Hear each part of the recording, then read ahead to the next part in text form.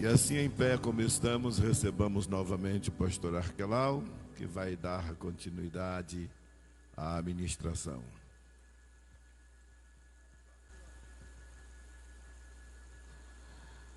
Obrigado, irmãos. Podeis se sentar. Vamos falar um pouco agora sobre Estado e política segundo a Bíblia. Nós vamos avançar um pouquinho para tentarmos chegar em algumas partes que estão mais ao final da apostila, que eu considero de vital importância nesse estudo.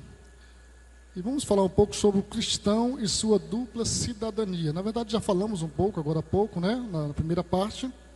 Mas o cristão, ele vive nesta terra uma verdadeira tensão de papéis. Ou seja, ao mesmo tempo que as Escrituras afirmam que a nossa cidadania, ou seja, a nossa cidade, está nos céus, e que somos peregrinos aqui neste mundo, a mesma palavra de Deus, ela nos orienta também a nos sujeitar às autoridades superiores neste mundo, inclusive considerando-as como tendo sido constituídas e ordenadas por Deus. Como mencionamos na primeira parte, às vezes temos dificuldade de compreender isso, porque nos vemos, às vezes, governados ou dirigidos por pessoas que não professam a fé que professamos, e pessoas que são muitas vezes até ímpias, não é? E aí a gente fica sem entender, mas como é que foi Deus que construiu essa pessoa, né? Na verdade, a autoridade que está sobre ela foi constituída por Deus. Agora, as pessoas que estão lá, a pessoa em si, não é? O detentor dessa autoridade, dia 2 de outubro vamos escolher um bocado, né? Então a gente escolhe no nosso país, na nossa democracia, nós escolhemos os nossos representantes.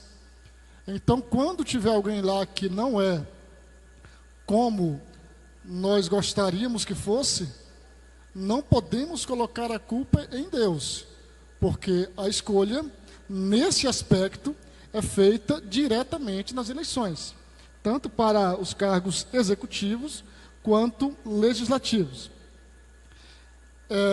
Em 1 Pedro, capítulo 2, versículos 13 a 15, o apóstolo escreve o seguinte, na Nova Almeida atualizada: por causa do Senhor, estejam sujeitos a toda instituição humana, quer seja ao rei como soberano, quer seja às autoridades, como enviadas por ele, tanto para castigo dos malfeitores, como para louvor dos que praticam bem. Porque assim é a vontade de Deus, que pela prática do bem, vocês silenciem a ignorância dos insensatos. Irmãos, a harmonia da palavra de Deus é algo maravilhoso. O que Pedro escreve aqui na sua primeira epístola é exatamente no mesmo sentido do que Paulo escreve no capítulo 13 de Romanos, que essas autoridades são enviadas por Deus, tanto para castigo dos malfeitores, como para louvor dos que praticam o bem. É exatamente o mesmo sentido que Paulo traz em Romanos capítulo 13, como lemos agora há pouco. Considerando a sua dupla cidadania, o cristão tem diferentes vocações, ministérios e papéis, e o foco da igreja em evangelismo não impede que seus membros sejam bons pais, profissionais, competentes e que exerçam plenamente os seus direitos como cidadão. Então, quando Paulo escreve aos Romanos, capítulo 13, ele fala exatamente que nós somos cidadãos terrenos também e estamos sujeitos às autoridades como qualquer outro cidadão. Não é porque você é crente, é cristão, que você vai se eximir da responsabilidade que as demais pessoas cumprem. É por isso que nós, quando o jovem inteira 18 anos, ou um pouquinho antes, ele vai se alistar para servir a pátria, porque ele é um cidadão também. Aos 16 anos, eu creio que a maioria, que eu não vi a hora de ter 16 anos para poder tirar meu título de eleitor. Então a pessoa vai lá, o crente vai lá, tira o seu título para participar como qualquer cidadão. Para ser de fato um cidadão, ele tem que votar, evidentemente. Então, ele vai usufruir desse direito, que é uma conquista que levou muito tempo para nós termos aí hoje esse poder do voto, né? Que é a escolha direta, é o exercício da democracia direta. Como cidadãos terrenos, influenciados e guiados pelo Espírito Santo, e numa visão de mundo eminentemente bíblica, devemos respeitar as leis e participar das discussões do cenário político, influindo nos temas da sociedade e do governo, a exemplo de José e de Daniel, como já citamos agora há pouco. O nosso próximo tópico é a relação igreja e Estado. A relação igreja e Estado é o nosso quinto tópico aqui desta apostila. E aí nós temos um episódio quando Jesus foi, na verdade ele foi incitado pelos seus inimigos, né, muitos dos que acompanhavam Jesus ali eram inimigos declarados, fariseus, saduceus, escribas. Não que esse cargo fosse um cargo inimigo de Deus, mas aquelas pessoas que detinham essas funções aí, os fariseus da época, eles eram inimigos da pregação de Jesus. Então eles chegaram e perguntaram: diga uma coisa, Senhor, é lícito pagar o tributo a César? É lícito, é legal? Mas que pergunta, né? Era uma pergunta bem óbvia, né? Todo mundo pagava o tributo a César. Eles estavam no território deles, mas eles eram dominados por Roma. E Jesus, então, dá uma resposta bem direta quando diz o seguinte: dai, pois, a César o que é de César, e a Deus o que é de Deus. Dai a César o que é de César, e a Deus o que é de Deus. Enquanto cidadãos terrenos deveriam pagar tributos, pagar impostos. Mas quem é que gosta de pagar impostos? Bom, quando nós vemos o resultado desses impostos, nós até nos inspiramos mais. Mas às vezes o imposto é pesado. Às vezes o tributo pesa muito. Isso não é de hoje em dia, não. No tempo de Salomão estava de um jeito que levantou-se um sindicalista da época chamado Jeroboão. E muita gente seguiu ele porque a carga tributária, o próprio texto bíblico diz, a carga tributária era tão pesada que o povo estava clamando, o povo não estava suportando. Bem parecido com o Brasil. Então a carga tributária é pesada, mas ela é lícita. E ao Jesus diz: então paguem o imposto devido. E aproveitando, deem também a Deus o que é de Deus. A separação entre igreja e Estado. Wayne Grudem, um teólogo americano, ele escreve o seguinte, numa obra intitulada Política segundo a Bíblia: trata-se de uma declaração notável, pois Jesus mostra que deve existir dois âmbitos distintos de influência. Um para o governo, outro para a vida religiosa do povo de Deus. Algumas coisas, como impostos, dizem respeito ao governo civil, o que é de César. Logo, a igreja não deve tentar controlá-las. Então, o que é de César, o que é do Estado, o cristão deve entregar. Em contrapartida, outras coisas dizem respeito à vida religiosa das pessoas, o que é de Deus. Logo, o governo civil não deve tentar controlá-las. Infelizmente, nós vimos nos últimos anos o governo civil interferindo diretamente na nossa vida religiosa. É lógico que as justificativas são apresentadas, mas nem sempre convenciam e não convencem. Quiseram ditar como que nós deveríamos cultuar. Nos privaram dos nossos cultos. Uma intervenção direta do Estado na vida religiosa das pessoas. E nós aprendemos que deve ser dado a César o que é de César e a Deus o que é de Deus. Usando um trocadilho aqui, cada um no seu quadrado, cada um cuidando da sua parte. A igreja entende de culto, o Estado entende de leis. O Estado não pode interferir na igreja e nem a igreja querer interferir naquilo que cabe ao Estado. Esse é o princípio bíblico que nós extraímos aqui desta resposta de Jesus. No ensino neotestamentário, tanto Jesus quanto os seus apóstolos enfatizaram que a igreja e o Estado possuem papéis bem distintos, mas que ambos não são necessariamente antagônicos entre si.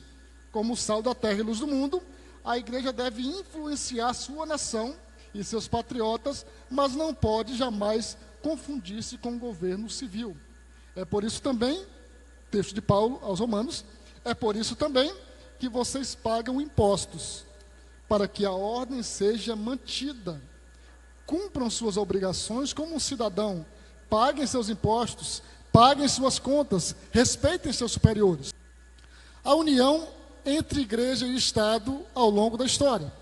E nós conhecemos um pouco da história da igreja, que a mesma igreja que outrora havia sido perseguida, primeiro pelos judeus, depois pelo Império Romano, chegou um momento no terceiro século, no quarto século, na verdade, depois do ano 300, em que um imperador chamado Constantino, ele se afeiçoou aos cristãos, e existem, evidentemente, versões diferentes para compreender o que aconteceu naquele momento, mas foi interessante também para Constantino fazer as pazes com os cristãos, porque ele percebeu que os cristãos eram leais ao seu Deus, e se eles trouxessem essa lealdade que eles tinham a Deus, trouxessem essa mesma lealdade para o imperador, seria interessante para o império. Pelo sim, pelo não, Constantino passou a tratar bem os cristãos. E aquela igreja que era perseguida, que era martirizada, passou a ser agora protegida pelo Estado. Certamente, nesse marco histórico, famílias que haviam experimentado a perseguição de Roma, agora passaram a viver a proteção de Roma. Por mais que não foi Constantino que decretou o cristianismo como a religião oficial do império, mas foi ele quem fez cessar as perseguições. E o outro imperador que veio depois dele tornou o cristianismo como sendo religião oficial do Estado. E de repente agora, aquela igreja que era perseguida, passa agora a insistir um pouquinho mais para que quem não era cristão passasse a sê-lo. E curiosamente e ironicamente, a igreja que era perseguida antes, com o passar dos anos, ela vai começando a perseguir aqueles que porventura discordassem de suas crenças. E o mundo vai experimentar um período negro da história de aproximadamente 1000 anos, chamado de Idade das Trevas, que é a Idade Medieval, em que a igreja aliou-se ao Estado a tal ponto de ela ter mais poderes do que o próprio Estado, a ponto de os papas deporem e nomearem reis. E a história vai testemunhar que essa união de igreja e Estado, ela foi totalmente negativa, porque a igreja agora passou a oprimir aqueles que porventura discordassem do que ela ensinava, e ela já não ensinava mais a Bíblia. É tanto que a reforma protestante ela veio por necessidade, porque homens de Deus foram percebendo que o que a igreja católica, apostólica romana impunha não era mais a Bíblia, mas eram os seus próprios dogmas. E surgiram várias invenções. A história mostra isso. A Inquisição, por exemplo, e tantas outras maldades humanas que surgiram. E a história do cristianismo vai registrar que os males ocasionados por esta igreja agora estatal foram maiores do que o que Roma ocasionou contra os primeiros cristãos. Mas nós vamos ter homens que vão ser levantados por Deus para fazerem uma reforma protestante. E nós temos os pré-reformadores, como João Hus, João Wycliffe, Jerônimo Savonarola e outros mais, que não conseguiram reformar a igreja, que morreram e foram abafados pela própria igreja. Mas Deus preservou um homem chamado Martinho Lutero, que levou a efeito a reforma protestante. Então nós temos um histórico de que a união igreja e Estado, ela é negativa. Daí a importância da laicidade. Só que essa laicidade, ela exige por si só a liberdade religiosa. A laicidade do Estado brasileiro, trazendo para a nossa realidade. O conceito de Estado laico é compreendido como a separação entre o Estado e a Igreja. Por definição, pela laicidade, não deve o Estado tentar intervir na Igreja, sob pena de provocar prejuízos irreparáveis para ambos, com implicações que afetam a consciência doutrinária da cristandade e o pleno exercício da cidadania. Então, por laicidade, por Estado laico, entende-se um Estado que é leigo, um Estado que não entende de religião. Essa, em outras palavras, é a definição de laicidade. É um Estado, como se pessoa fosse, que diria: eu não entendo de religião, vocês fiquem à vontade para fazerem os seus cultos, para construir os seus templos, e eu vou dar a proteção. Todos vão ter direito ao culto. É exatamente isso aí que é a laicidade. O Estado leigo, um Estado que não entende de religião, um Estado que não tem religião oficial. Mas será que foi sempre assim no Brasil? Não. No tempo do Brasil Império, havia uma religião oficial. A Constituição de 1824, a primeira Constituição, que é a Constituição do Império, uma Constituição que foi outorgada pelo imperador, Dom Pedro, ela previa a Igreja Católica Apostólica Romana como sendo a religião oficial do Estado, da nação. Veja que o Brasil, aí, já agora independente, né? A independência de 1822 e em 1824 a primeira Constituição, era um país independente, mas com raízes portuguesas, como temos até hoje. Um país eminentemente católico. Então, a religião católica era a religião oficial do Estado. As pessoas até poderiam fazer outros cultos, mas não em templos. Não poderia ter, por exemplo, um templo como o da Assembleia de Deus, que não existia na época, né? Da Igreja Batista, não poderia ter. Poderia ter apenas os templos da Igreja Católica. Veja que não era proibido outras religiões, mas não era permitido ter templos a não ser os católicos.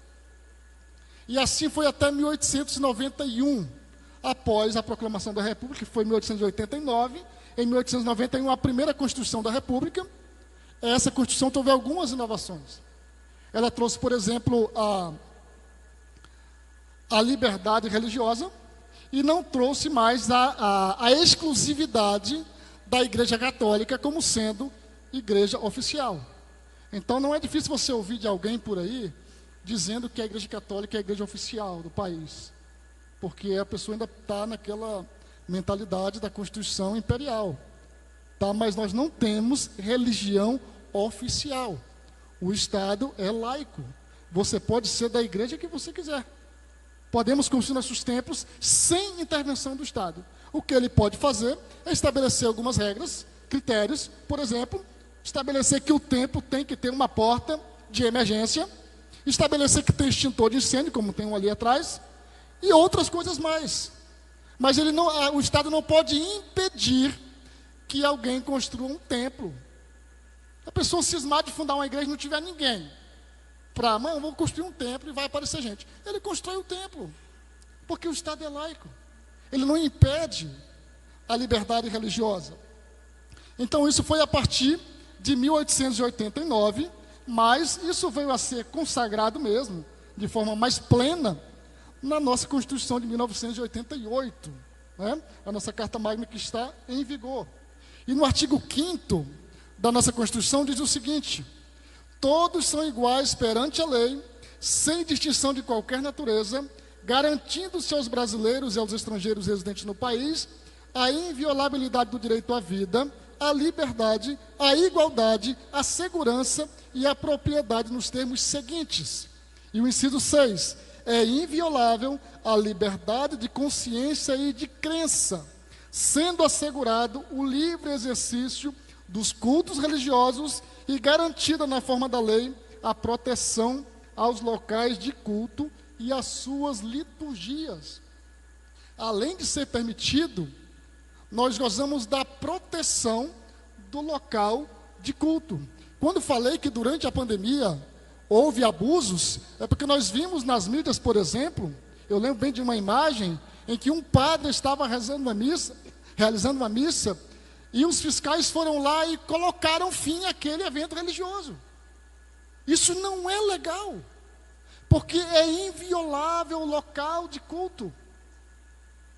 A nossa Constituição, que é a lei máxima do país, ela nos garante a inviolabilidade da nossa liberdade de consciência. A pessoa pode crer em Deus e pode não crer em ninguém, se não quiser. Ela tem direito de crer, de ser religioso, e tem direito de ser ateu. Isso é laicidade. Mas é lógico, o ideal é crer em Deus, né? Esse negócio de não crer em ninguém tem que ter mais fé, né? Olha só, o inciso 8. Ninguém será privado de direitos por motivo de crença religiosa ou de convicção filosófica ou política, salvo se as invocar para eximir-se de obrigação legal a todos imposta e recusar-se a cumprir prestação alternativa fixada em lei. Ou seja, eu e você não podemos ser discriminados por sermos cristãos. Isso já aconteceu ao longo da história, mas a lei não permite. Você não pode perder um direito que todos têm, por exemplo, e você perdê-lo porque é cristão. De igual modo, você não pode alegar que é cristão para não cumprir a obrigação a todos impostos. Você não pode dizer, olha, a partir desse ano eu não vou pagar imposto de renda, porque eu sou crente, sou cidadão do céu, vai pagar do mesmo jeito. Olha, já vem descontado no contra-cheque, né? Então, essas obrigações, elas são a todos impostas, então você tem que cumprir, assim como eu. A corrupção, vamos falar um pouquinho sobre a corrupção na política e seus efeitos. A corrupção refletida na política gera graves prejuízos à sociedade, seja pelo desvio de recursos que seriam aplicados em serviços essenciais da população, seja pela ineficiência no emprego desses recursos. Muitas vezes há desvio de recurso público, outras vezes há má aplicação. E quando esse recurso é mal aplicado, quando ele é empregado de forma não planejada, é lógico, o prejuízo não é para quem está gerenciando ali, é para nós. Já que o recurso é público, quando ele é extraviado, o prejuízo também é público. E essa ideia de dizer, não é público, mas na verdade é nosso. É nosso, mas na verdade é público. Então isso tem exatamente alguém que está pagando por isso. É interessante que o único episódio que retrata a ira de Jesus externada por meio de ações físicas é o dos vendilhões do templo. Enquanto faltava misericórdia e justiça social para com viúvas, órfãos e outros necessitados, o templo, que era um espaço dos governantes naquela situação lá, havia se tornado um covil de ladrões.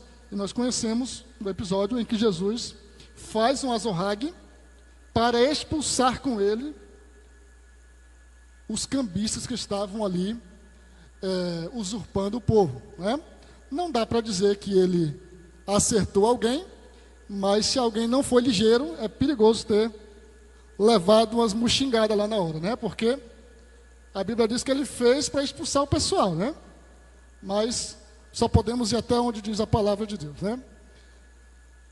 Efeitos da corrupção no sistema de saúde pública. Irmãos, o sistema público de saúde do Brasil é um privilégio que nem todos os países têm.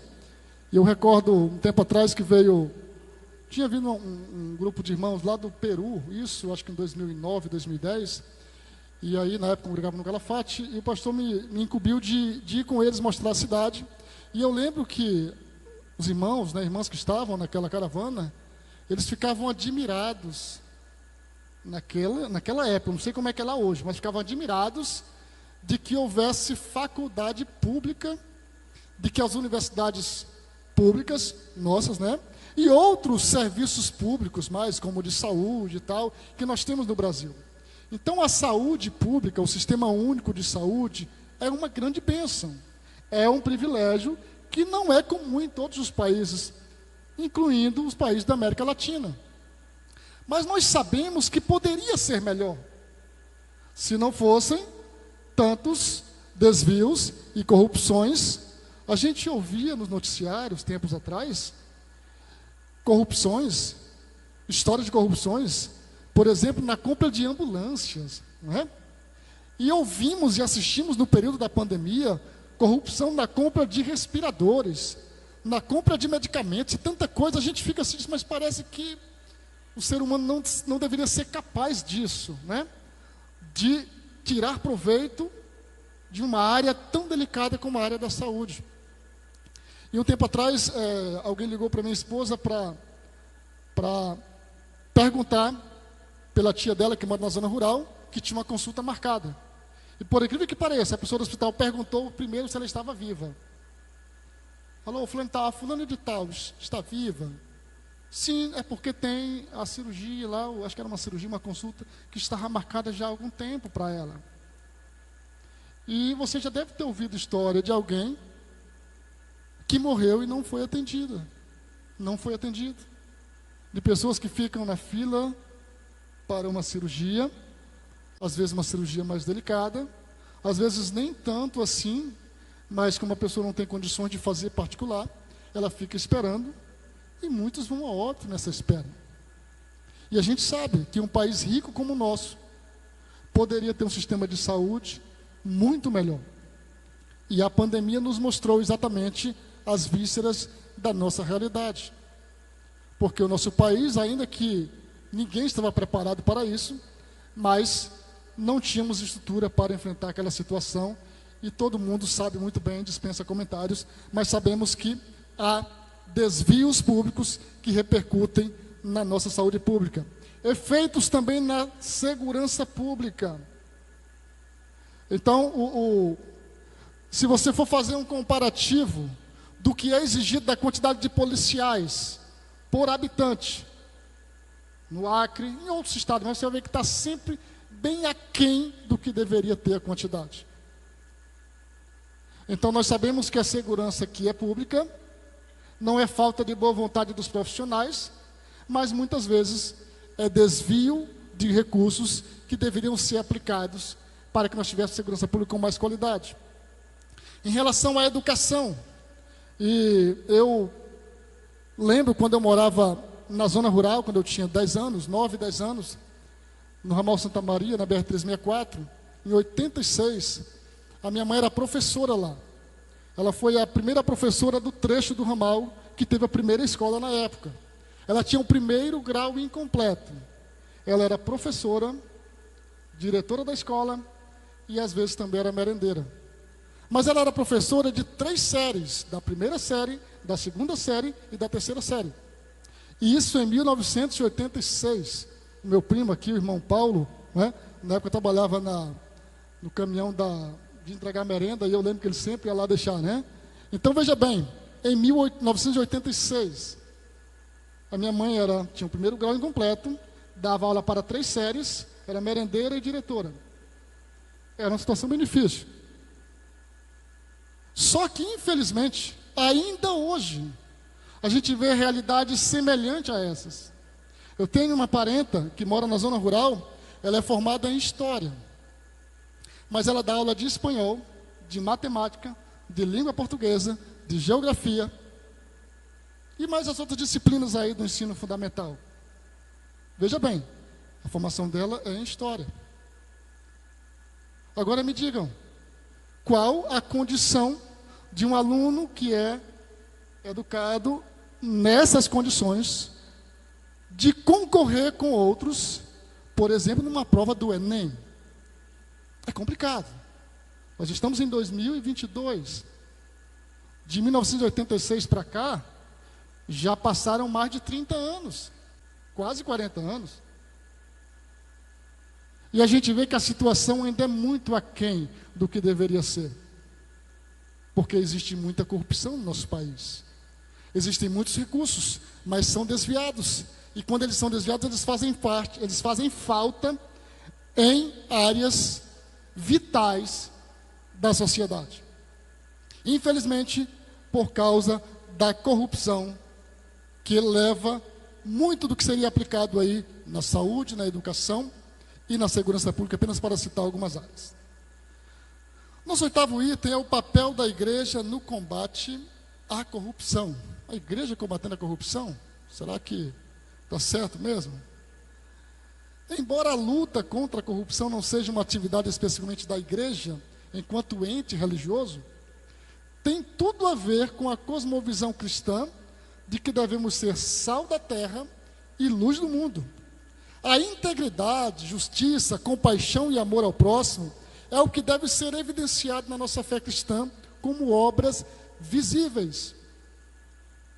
Quando Tiago escreve, no primeiro capítulo da sua carta, que ele fala sobre a religião pura e imaculada, ela exige que haja obras que evidenciem essa religiosidade.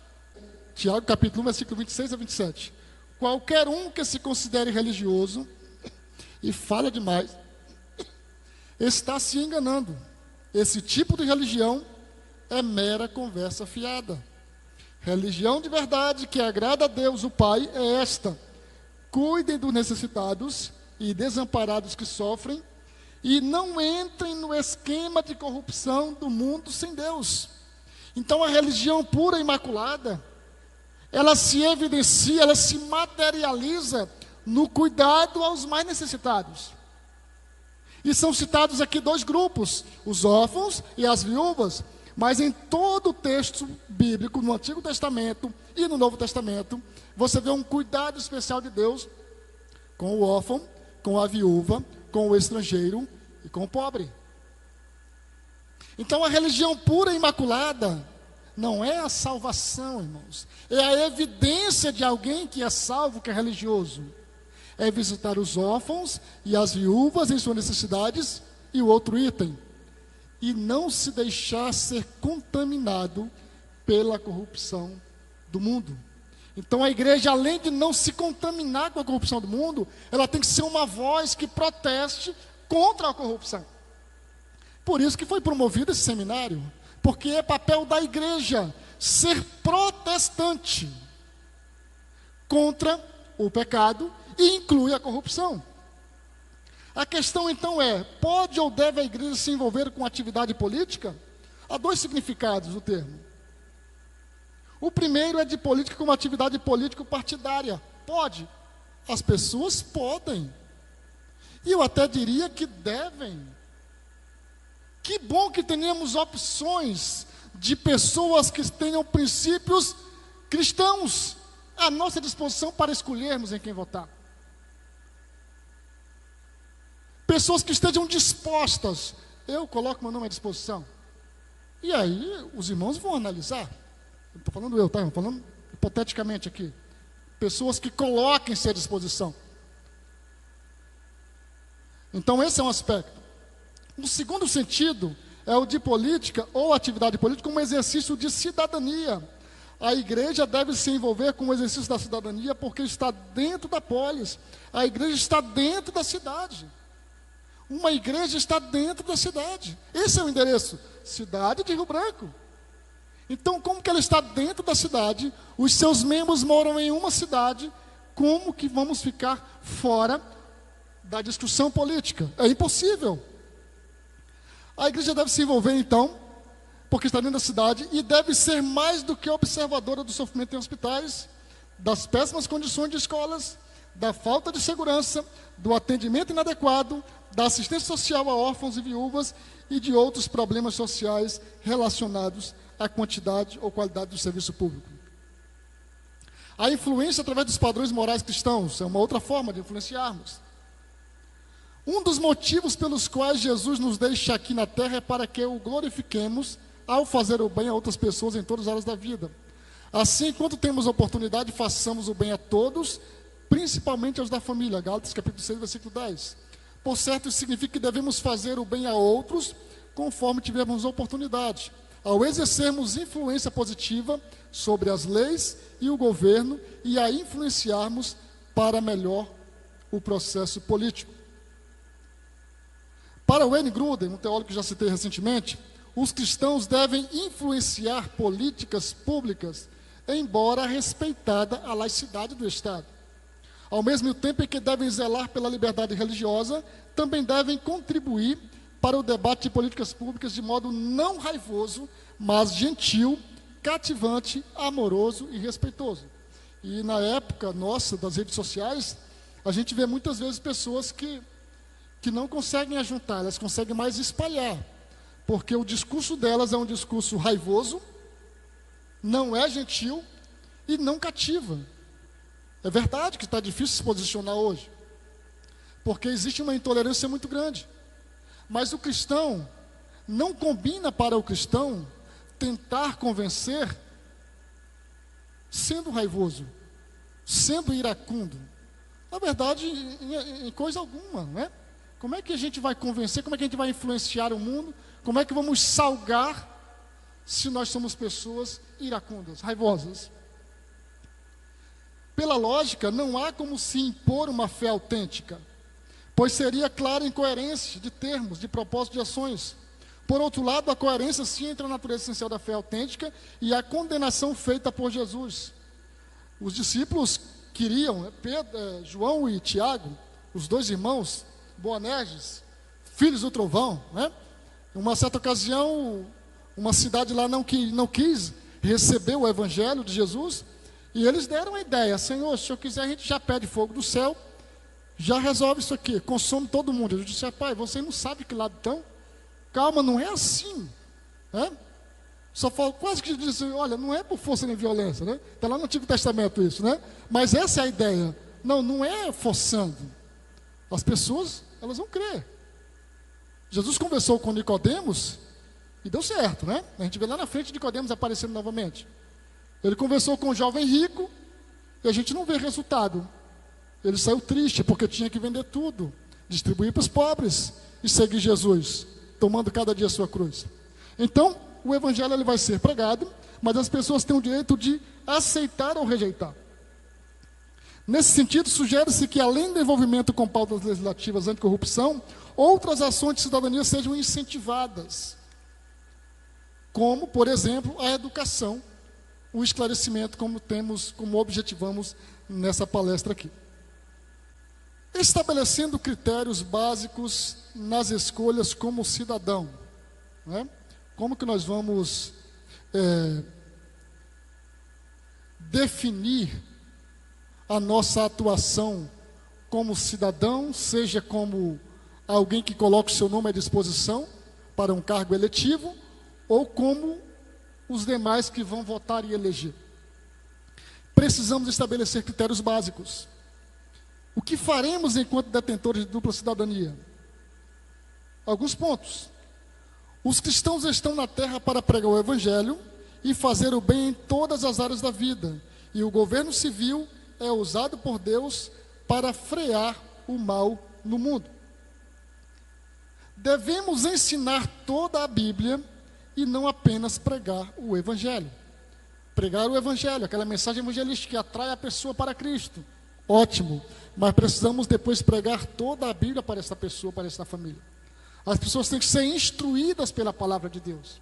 E nós vamos ter exemplos de homens e mulheres que nos norteiam como devemos agir como cristãos. Os governos fazem muita diferença na obra do reino de Deus, facilitando ou impedindo a evangelização, condenando ou promovendo o mal. Então é importantíssimo que tenhamos nos altos cargos pessoas que sejam pelo menos amigas do evangelho. É importante isso aí. Ou você votaria em alguém que não gosta de crente? Eu não consigo votar. Você votaria em alguém que, se pudesse, fecharia a igreja? Nós vimos durante a pandemia muita gente que tinha vontade e aproveitou a oportunidade. Só não viu quem não quis. Nós somos punidos, irmãos. Nós somos punidos por estarmos nos reunindo para cultuar a Deus. Nós somos punidos por prestarmos assistencialismo. Então nós não podemos, nesse momento, e eu estou sendo bem explícito aqui até, não podemos nos esquecer daqueles que tentaram massacrar a igreja. Eu sei que tem gente que até ora para que venha uma perseguição. Fala por mim, eu não oro para vir perseguição, não. Respeito quem ora, né? E eu até espero que não seja atendido. Por favor, estou sendo bem franco aqui. É porque eu desconfio de quem às vezes fala muito isso, né? Não vai vir uma perseguição da igreja, vai ficar só os bons. É perigoso o primeiro que estava orando desistir. Porque a gente não entende disso. Nós não entendemos de perseguição. Graças a Deus, nós não vivemos isso. Os irmãos da igreja primitiva viveram isso. E mostraram o tamanho da fé deles. Mas orar para vir perseguição à igreja, respeito quem pensa assim. Mas veja bem, se eu puder votar em alguém que é pelo menos amigo do evangelho, está ótimo. Não dá para votar em alguém que quer perseguir a igreja. Não estou citando o nome de ninguém aqui. Eu estou falando exatamente de ideologia. Precisamos ter essa sabedoria para discernir. O evangelho, ele transforma pessoas e, consequentemente, famílias, bairros, escolas e tal, incluindo o governo. Desprezar o mundo material e sofocar o aspecto espiritual beira o gnosticismo. Nós não estamos ainda no céu. Estamos na terra. E precisamos pensar também, de vez em quando, como terrenos. Pensar também no que é melhor para a nossa sociedade. Usar a sabedoria do alto para fazer as escolhas certas. É Deus quem transforma o coração humano. E para que a sociedade seja mudada, as pessoas devem ser transformadas. A atividade política não compete com a evangelística, pois cada pessoa ou entidade tem sua vocação e área de atuação. Então, a atividade política, ela não é concorrente da atividade evangelística. Cada um tem o seu papel. Então, o Estado, ele tem o seu papel, e a igreja tem o seu papel. E dá para a gente caminhar muito tempo, se cada um respeitar o espaço do outro. Agora, no momento que um dos lados não respeita, nós temos que tomar alguma decisão. Sem a influência cristã, os governos utilizarão qualquer padrão moral, o que será catastrófico, quando consideradas as forças espirituais envolvidas. Então, os governos precisam de homens e mulheres que temam a Deus, para pelo menos ser um contrapeso ao que é imposto para a sociedade. Preservando a nossa liberdade de escolha, e não estou aqui de forma alguma querendo influenciá-los diretamente o que escolher, mas temos o seguinte: que tal estabelecermos pelo menos critérios básicos, como cidadãos que somos, especialmente no exercício da votação direta de nossos representantes pelo sufrágio universal?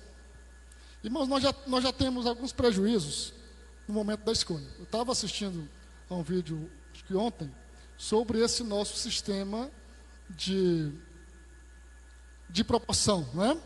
A gente vota. No tempo desse eu descobri isso, eu fiquei zangado, né? Porque a gente vota no candidato a deputado, mas infelizmente a gente está votando no partido dele, não é? Não é assim? Muita gente já sabe disso hoje. Esses últimos 4 anos, irmão, deu para a gente ter uma aula muito boa de política, né? Quem acompanha, né? Todo o andamento do nosso país aí. Então, já não basta que a gente vota num aqui, e o voto vai servir para o que está lá em cima, às vezes, daquele partido. Aconteceu isso comigo uma vez. Votei no meu cunhado, que estava candidato a deputado estadual, e o voto foi para um candidato que eu jamais votaria. Mas como era do partido dele, foi o beneficiado, não é? Então, já temos essa desvantagem. Agora, se além dessas, a gente ainda não escolher, pelo menos aquele que a gente gostaria que ganhasse, então analise bem em quem você vai votar. Porque depois de estar lá é 4 anos. E pasmem, tem um cargo que é 8 anos. Não é? Senador, 8 anos. Você já pensou? Em 8 anos acontece tanta coisa na vida da gente, né? E a pessoa está lá no Senado. Então é muita responsabilidade. E se você, de repente, acha que não influencia tanto, mas influencia. Influencia em toda a sociedade. Influencia na nossa geração que vem depois. Então, veja bem, é coerente votarmos em candidatos ou partidos cujos princípios, atente bem, é coerente votarmos em candidatos ou partidos cujos princípios e ideologias são incompatíveis com o que cremos e defendemos como cristãos? Será que é coerente votarmos em candidatos ou partidos cujos princípios, o que eles pregam e defendem, é completamente incompatível com o que eu e você cremos e defendemos? Só para citar, se você é contra o aborto, e eu espero que seja, será que é coerente você votar em alguém ou em um grupo político que é favorável ao aborto? Se você é contrário, por exemplo, à legalização ou à descriminalização das drogas, e o partido X ou o candidato Y é favorável, você acha coerente você votar em alguém ou defender um lado que é totalmente antagônico ao que você prega? Não vou nem dizer que você vive apenas, você prega isso. Então veja bem, tem que haver coerência.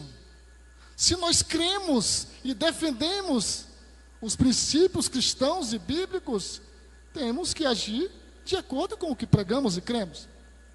Votaremos em candidatos que são omissos, indiferentes ou covardes quanto às bandeiras que erguemos como cidadãos éticos e como cristãos bíblicos? Porque há candidatos ou há políticos que estão no poder que eles não são contrários ao que pregamos, só que eles são omissos, eles não se posicionam. E aí ele pode dizer, mas são 24 deputados estaduais, ou 22, ou 20, são 513 deputados, eu vou ser só mais um lá em Brasília, são 81 senadores, eu vou ser apenas mais um. Não, mas quando a gente vota nele ou nela, é para ele ser esse mais um mesmo. Agora você votaria em alguém que é omisso. Tem aqueles que são totalmente contrários ao que cremos, e tem aqueles que se omitem. Fala por mim, não merece o meu voto. Não estou citando candidato algum, eu estou falando de comportamentos. E nós somos inteligentes, nós temos o Espírito de Deus, precisamos usar sabedoria e usar a nossa liberdade para fazermos as escolhas certas. Elegeremos candidatos ou partidos que zombam abertamente da nossa fé e dos princípios que defendemos? Será que é conveniente elegermos candidatos ou partidos que zombam abertamente da nossa fé e dos princípios que defendemos? Não, irmãos, não dá. É justo nos esquecermos daqueles que, quando tiveram oportunidade, profanaram o nosso sagrado direito de culto e de reunião, estabelecendo critérios para o exercício de nossa fé e punindo-nos quando não rezamos pela cartilha deles? É o momento. Vamos às urnas e precisamos nos lembrar daqueles que, de fato, nos representaram nesse período, quando for para reelegê-los, e daqueles que quiseram nos privar e até conseguiram em certo ponto. Ao mesmo tempo que devemos ser perdoadores e amar o próximo como a nós mesmos, precisamos amar a nós mesmos também. Amar ao próximo como a nós mesmos inclui amar a nós mesmos, nos preservarmos. Então, precisamos amar a nós mesmos também. Logo, não é coerente elegermos ou reelegermos políticos que se acovardaram ou que projetaram e executaram castigo injusto a nós enquanto cristãos. E eu confesso para vocês, eu ficava chorando por dentro quando nós não podíamos, melhor dizendo, nos reunir em cultos, e quando eu passava em frente àqueles inferninhos nos bairros aí, lotado. E infelizmente era muito fácil controlarem os cristãos, controlarem as igrejas. Até para a imprensa bisbilhotar a igreja era mais fácil, mas não conseguiam fechar os bares, que infelizmente muitos ficavam abertos aí e sem o menor critério. Precisamos lembrar disso. Quando Jesus foi levado diante de Herodes Antipas, ele não se permitiu servir de espetáculo para aquele monarca que esperava que o Senhor fizesse algum milagre especial dele. Aquele Herodes, o Herodes que Pilatos mandou Jesus para lá, o Herodes Antipas, era o mesmo que mandara matar João Batista. E era filho de Herodes o Grande, que mandara matar as crianças em Belém. Jesus também não deixou que Pilatos continuasse pensando que tinha tanto poder assim para livrá-lo da morte por ocasião de seu julgamento. Queridos e queridas, longe de mim querer aqui entrar na mente para falar o que Jesus sentiu diante daquela situação. Mas o que nós lemos no texto, Lucas registra, apenas Lucas. Pilatos mandou Jesus para Herodes, e diz o texto, que Herodes esperava que ele fosse fazer algum milagre. Herodes queria conhecer Jesus, será que queria? Por que não procurou antes? Pensou Jesus ir preso diante dele. Jesus fez algum milagre para Herodes? Fez alguma gracinha para Herodes? Não. Herodes esperou e até hoje estaria esperando. Eu vou usar um termo aqui bem comum. Jesus não deu moral para aquele Herodes. Era o mesmo que tinha matado João Batista. A história mostra que ele era um homem cruel.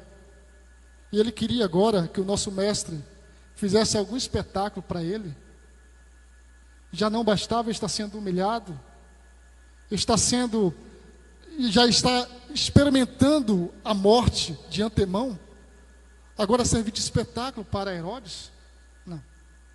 E quando Pilatos também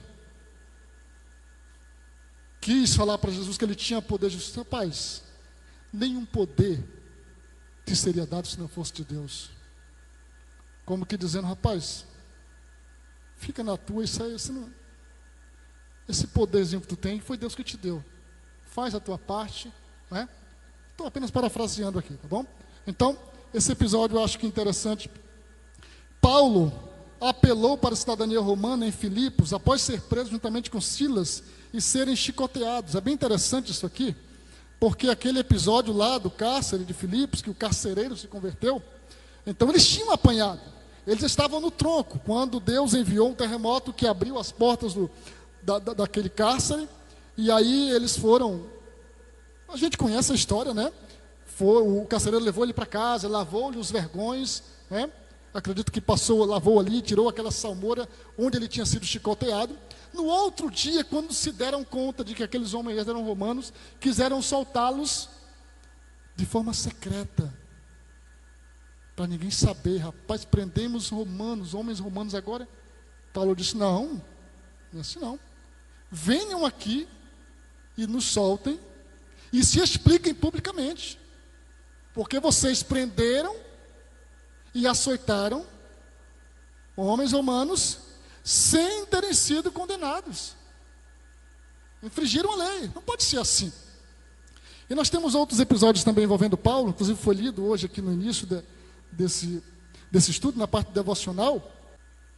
É um fato curioso, quando Paulo estava preso em Jerusalém, por causa da perseguição dos seus patrícios judeus, foi lido hoje, no capítulo 22 de Atos, né, o pastor Luiz leu, e ele estava sendo preso, era como que uma prisão preventiva, ali, uma prisão provisória, porque os judeus queriam matá-lo, e aquela prisão era mais também para protegê-los contra os judeus, dos judeus, e aí teve um momento em que ele ia ser atado para ser levado para o interrogatório. Então, o centurião lá, o chefe da guarnição disse, leva ele, ata ele e leva ele, e interroga ele com pela. Açoitem ele para ele dizer o que está acontecendo aqui, que ninguém está entendendo. Os judeus falavam uma coisa e Paulo falava outra, e aí levem ele e açoitem ele para a gente saber o que está acontecendo.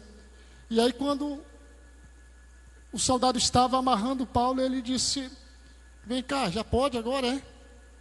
Então pode amarrar e açoitar um cidadão romano assim, sem ter sido julgado? Como que dizendo assim, está bagunçado mesmo agora? E aí, você é romano? Sou romano, sim. Paulo estava requerendo um direito que ele tinha como cidadão. Ele não tinha cometido crime algum. Era uma questão religiosa e já iam açoitar Paulo, como se... E ele disse, não é assim não. E aí, não, então tudo bem, se é romano, desamarra o homem. Nós vemos esse episódio aqui. Aqui no outro episódio, quando Paulo está diante do Sinédrio, no capítulo 23, que foi lido também hoje, e o sumo sacerdote, o chefe religioso, mandou o soldado esbofetear Paulo. Paulo estava apenas se defendendo e mandou esbofetear ele. E aí Paulo disse: Deus há de ferir você, parede branqueada. Você está aí sentado para me julgar de acordo com a lei, e contra a lei ordena que eu seja agredido. Esse termo parede branqueada, os comentaristas geralmente explicam que ele está chamando aquele sumo sacerdote de falso, de farsante, de alguém que usa cal, de alguém que usa máscara, está ali todo de religiosozinho lá e tal, mas está mandando esbofetear Paulo. Uma outra versão diz assim: Deus irá castigá-lo, seu farsante. Você se senta aí para me julgar de acordo com a lei, e depois quebra a lei mandando me esbofetear. Como é que é isso? Que contradição é essa? E aí, Paulo levou um carão por causa disso. Interessante, né? O sumo sacerdote estava infringindo a lei, e Paulo ainda foi repreendido, né? E aí ele vai dizer: não, então ele é o sumo sacerdote? Eu não sabia. E aí as explicações são diversas, né? Talvez pela pouca visão de Paulo, ele não estivesse discernindo bem quem era, né? Ou foi ironia, não dá para bater o martelo aqui. O certo é que ele denunciou aquela arbitrariedade do sumo sacerdote. Como cristãos, temos o desafio de perdoar aos nossos devedores, aos que nos maltratam. Contudo, isso não significa que devamos fomentar sofrimento para nós mesmos e para aqueles que amamos. É bíblico que tenhamos também amor próprio. Paulo escrevendo aos Efésios: ninguém maltrata o próprio corpo. Em vez disso, alimenta-o e cuida dele. É assim que Cristo nos trata, nós, que somos sua igreja, porque somos parte do seu corpo. Então precisamos pensar muito bem no momento do nosso voto. Pelo amor de Deus, não vote em quem maltrata a igreja. Não faça isso comigo. Não faça isso conosco. Mas sejamos coerentes. Pensemos bem.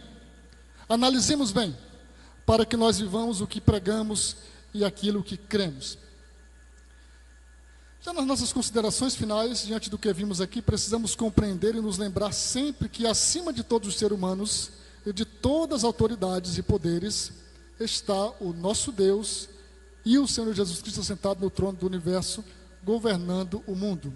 E isso ele faz em parte e no que cabe por meio das autoridades por ele mesmo constituídas e ordenadas numa sociedade. Aprendemos que devemos respeitar, honrar e obedecer às autoridades constituídas, mesmo que não sejam pessoas de nossa preferência política ou partidária. E ainda que sejam corruptos e maus, devemos evitar escárnios, zombarias, insultos e xingamentos. A nossa atitude tem que ser na urna, não é fazendo algazarra. Neste caso, precisamos sempre nos valer dos meios lícitos para elegê-los ou depô-los de seus cargos, como, por exemplo, o uso do voto direto. Nossa obediência às autoridades, suas determinações, bem como às leis, é sempre devida, desde que não confrontem com as ordens divinas e enquanto não nos obriguem a ir contra a palavra de Deus. Assim, estaremos obedecendo a Deus e dando testemunho e exemplo para os que estão de fora. Por fim, precisamos constantemente orar para que Deus nos dê governantes, legisladores e juízes que cumpram o seu papel e para que sejam homens e mulheres de bem, aptos a governarem com retidão, fazendo leis justas e julgando com equidade e justiça. E que o Senhor remova do poder aqueles que não agem assim. E que nós ajudemos o Senhor na hora do voto também.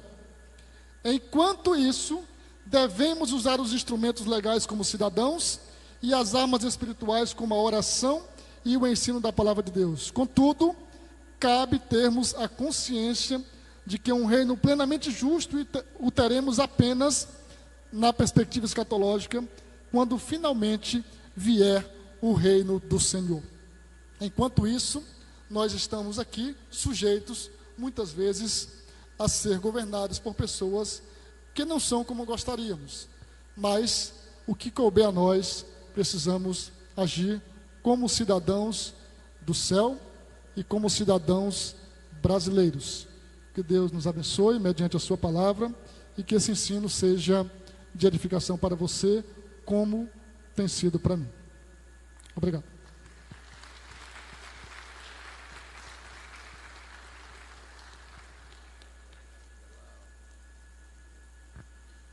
Quantos podem dizer amém? Estejam em pé. Quem quiser adquirir esse material, fale com o pastor Arquelau, que com certeza lhe terá o imenso prazer em ceder esse material por ele preparado para essa terceira edição do nosso seminário para lideranças da Assembleia de Deus em Rio Branco. Muito obrigado, pastor Arquelau. Deus continue te abençoando e te usando, te dando cada vez mais graça para ministrar como tens feito nessa noite. O Senhor te recompense com bênçãos sem medida. Vocês estão gratos? Digam, pastor Arquelau, muito obrigado. Deus te recompense.